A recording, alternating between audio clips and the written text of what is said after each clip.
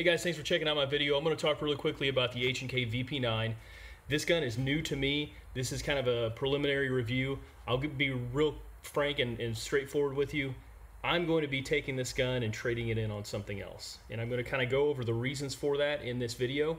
So you're going to hear maybe a few more negatives than positives. That is just, obviously for my shooting style and my preference. So just kind of take it for what it's worth. I've known several people who have these and they're very happy with them. I'm just going to point out things from my perspective. So the first thing we'll talk about are the sights. Now the sights on this gun, in my opinion, are not very good. The reason is the back seems to be a little bit more narrow. You can see I blacked the rear out. I do that on all my guns. The rear seems to be narrow. The front is not necessarily any wider than other guns, but for some reason there's just not a whole lot of room in there when you acquire that front sight to get a good sight picture, at least a really good accurate sight picture. So the sights, as far as aligning them and everything, I'm not super accurate with them, and it has to do with more or less, I think, this rear sight just being a little bit narrow. These have the luminescent sights, the luminescent dots on there. I'm not a big fan of luminescent dots because, in my opinion, if you have night sights, you want them to work all the time no matter what. These have to be exposed to a light source to work, which kind of defeats the purpose to me, unless you're going to get attacked at dusk, and then you'll have glowing dots. But other than that, not a very useful function in my opinion. I'm also going to talk about the dot placement. If you guys see this luminescent dot on the front here, it's right smack in the center of the post. I mean, it's like midway up, maybe even a little bit low on the post. I can't stand that. I like dots to be a little bit high up here by the top of the blade because that's what I'm looking for when I try to acquire a good sight picture. So having the dot that far down, it just kind of defeats the purpose because my eye picks up the dot really quickly, and then I'm trying to fine tune it and find that front sight, and it seems to take a little bit of time. And again, the sights seem crowded overall, so I'm not super accurate either way. I think H&K did that because it's kind of like a combat sight set where it's going to be used for close-up engagements, maybe in like a military style setting where you have a rifle and this is just kind of your secondary or maybe even tertiary weapon. So right off the bat, not a big fan of the sights. They're also ramped in the back there, so there's nothing you can use to manipulate off your belt or your boot or whatever you want to do if you train that way. For me, that's not a deal breaker, but at the same time, not something that would obviously be a bonus either. So the rear sight, you can't use it for manipulations. Front sight has kind of an odd place dot. The rear sight's also a little bit tight. I would definitely replace the sights on this.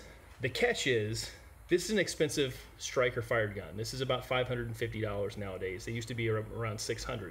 So if you're talking right off the bat about sinking another $100 in a good quality sight set, you're looking at a $650 to maybe $700 gun. For me, that's not really very feasible, compared to the market and the other things out there. So just some things to think about. If you acquire these sights and you're like, yeah, I like these sights, then good. They're just not for me, and they're not for, I think, a lot of people's shooting style if you're in a more accurate style of shooting. I'm going to also talk a little bit about these wings right here. This is kind of an innovative feature.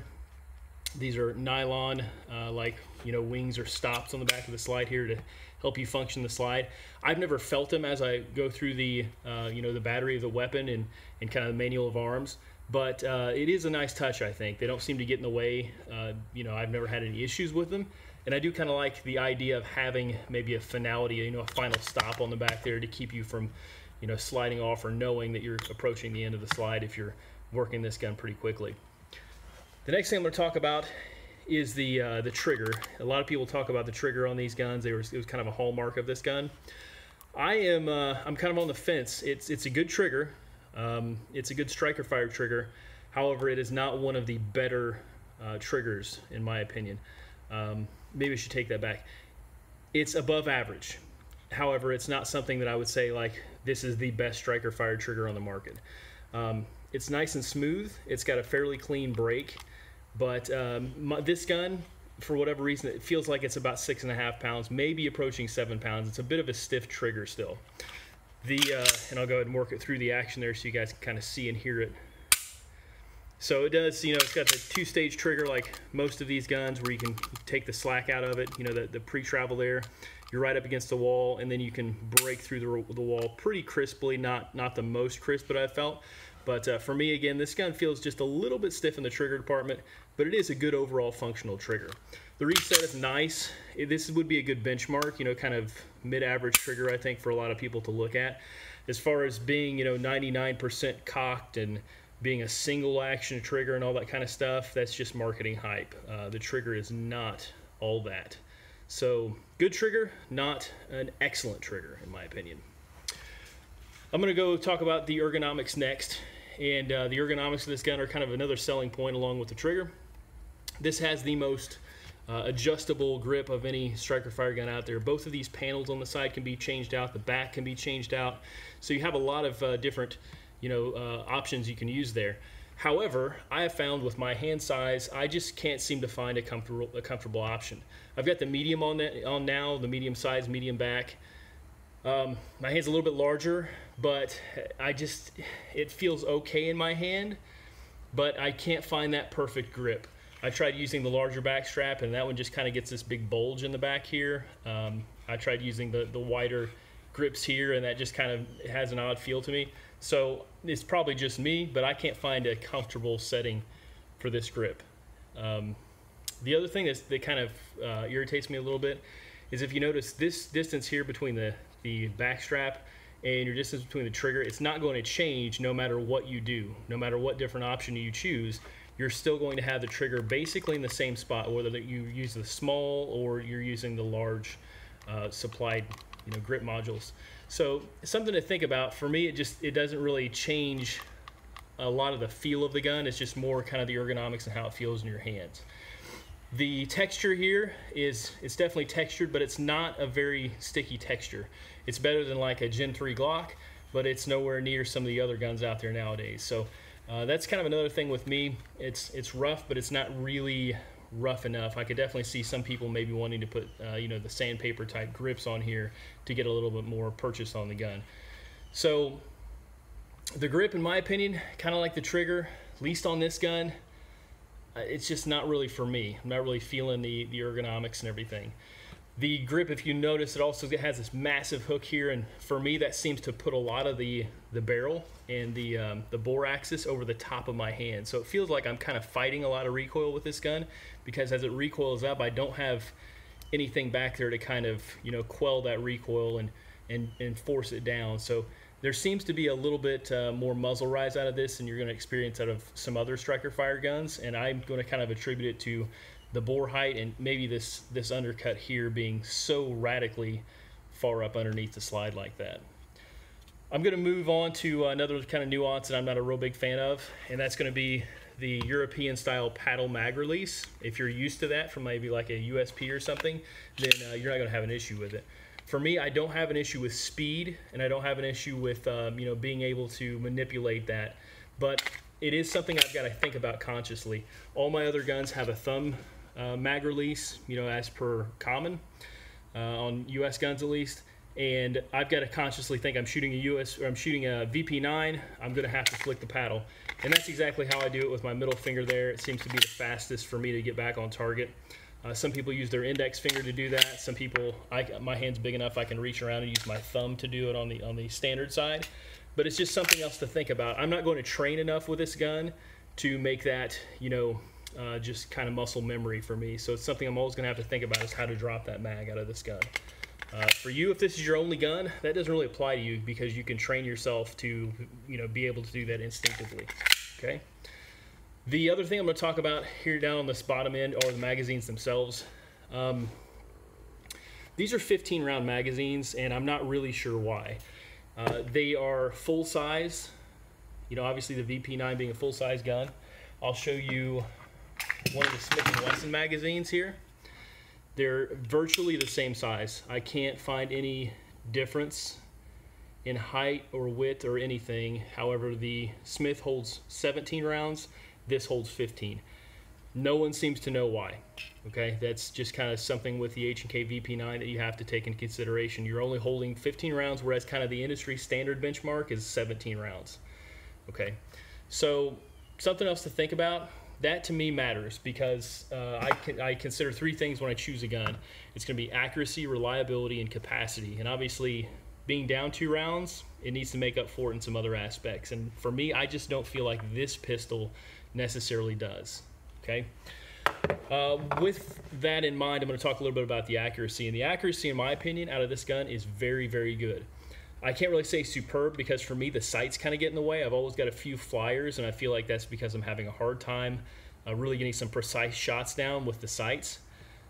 I'm not going to replace the sights on this because I just don't think I'm going to put any more money into it. But it does seem to have, it groups well if I can get that point of aim and just keep driving on it. So I would say that accuracy is very good with this gun. We're going to talk next a little bit about reliability because obviously that's important to a lot of people, especially if you're going to be carrying this gun for defensive purposes. The biggest problem I have with this VP9 is the fact, try to break this down so you guys can see it. This is a newer gun, so in the newer ones, they started including the VP40 spring, and there's no paint marking on it. You can kind of tell that this is a VP40 spring by that. The old springs, like this, had the red paint on one end. So this is a VP9 spring. They're shipping them now with VP40 springs for a couple reasons, okay? The first reason is because we've seen some of these tests and they're running into reliability issues with the VP9 spring because a lot of people are saying the VP9 spring is undersprung. It's just doesn't have enough tension to properly cycle the gun under certain conditions. Those conditions being the slide getting dirty, getting some grit underneath the slide or in between the slide or in between the barrel and the slide. It has a problem going back into battery. It's just not stiff enough for some of these reliability tests. So it's being out of battery. You're gonna have to ram it forward to put it back into battery and actually get the gun to function again if it gets dirty or sandy or whatever. Reliability tests, not necessarily my bag of tricks, so if you want to look at those, feel free to check those out on the internet, but they're kind of everywhere as far as this having a few issues when it gets dirty. So it seems to me that H&K decided to fix that by throwing in the VP40 spring, which is a stiffer spring, obviously, is made for .40 caliber. I have a few issues with that. The first issue is that this is the spring that they designed for it. I don't know what criteria they chose, but this was the 9mm spring. This will cycle basically any 9mm you have, and it doesn't have a problem doing that. This was made for a 40, and obviously it's not necessarily made for 9mm. So there's a disclaimer that says not to use 115 grain 9mm in your VP9 until it's broken in. And I have found that to be an absolutely correct disclaimer. I shoot 115 grain 9mm plated ammunition because I load a lot of it, and I shoot it in all my different guns. I have found, especially when I first tried shooting this gun, that with that VP40 spring in it, every 2 or 3 rounds it'd have a malfunction. So it would either fail to eject completely or it'd fail to load the next one into battery or something like that.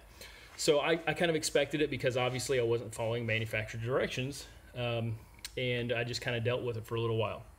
I then bought this spring for 50 bucks because you can still get the old VP9 9mm springs. So that again has me sinking more money into an already expensive gun. With this spring in, everything cycles perfectly. There is a drawback though. The drawback is you possibly run into that reliability issue if it gets dirty and the slide doesn't want to go forward. The second thing is this adds recoil in a pretty big way, in my opinion. The recoil is, I would say, moderate, definitely manageable with the VP40 spring. With this lighter 9mm spring in there, it's definitely a snappy gun. I wouldn't say it's completely unmanageable, but it's definitely snappy. I don't know if it's bottoming out this spring because it's that weak or what, but I notice a difference if I switch these springs out. So another thing to consider as far as recoil management. I'm going to talk next about something I've noticed, and this is with the VP40 spring back in. I've got the 9mm spring right here, still out of the gun. The people complain about, obviously, if it gets dirty, not going completely into battery, getting stuck half in and half out because the spring is weak. This spring doesn't seem to really fix that problem. And by me saying that, what I'm going to do is I'm going to show you if you shoot the gun and obviously the striker is down, it's hard to get out of battery, which is good. It's not going to fall out of battery or anything. However, if you cock the gun, as noted by the unique cocking indicator back here, which I really still can't find a purpose for, but if you cock the gun and get the striker back, then it's very easy to get out of battery. So that stiffer spring doesn't seem to make a difference because the gun is cocked now and it's got most of the load off that slide. and it's very easy to take out a battery. Not a super big deal if you've got an out of battery safety like other guns do. Most other guns, we use the Smith & Wesson here as an example, will allow you to get a decent way out of battery and still fire the gun. So it can get, you know, fairly far out of battery before that barrel starts dropping. Even right there, it just dropped a striker, so that would have fired in this gun. This one has an overactive out of battery safety, and by that I mean if you get this just a hair out of battery, it's dead. It's not firing anything, okay? And we're talking maybe just a millimeter or two. I don't know if you guys can see how small that is. It's not firing, okay? Let it go forward, it's going to fire. That is a big concern to me because I feel like the spring is a Band-Aid fix at best, and it's still not correcting the problem. The problem is the safety is a little too touchy. Now, you're probably not going to have a kaboom with this gun because of that. It's got a nice, you know, in-battery safety to make sure that the barrel is where it's supposed to be before it ignites that primer.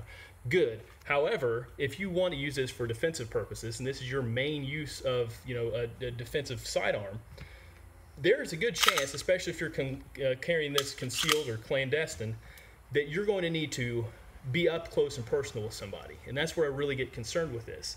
Because if you take this gun out and you're already wrestling with somebody, you got hands on, or maybe you have hands up and they start using a knife on you or something and you're trying to defend your life, you pull this gun out and you go to run this up into somebody, close range, really put the gun muzzle on there and pull the trigger, this will not fire. Okay, there's no standoff capability at all. Some of these guns have a recoil rod that stands out past the barrel length, so you get a little bit of what they call standoff room. It's not going to push the barrel completely out of battery if you go and drive this in somebody's gut. Okay, this is obviously a P07. It's got a exposed recoil rod. You could run that up into somebody, and that's what's going to push against them, so you can still fire the gun all day. You don't have to worry about running it out of battery. Same with Smith & Wesson. They have an exposed recoil rod here. You can run that up into somebody and it's not moving the slide at all. It's going to continue to go off, okay, because that is your standoff capability with this gun.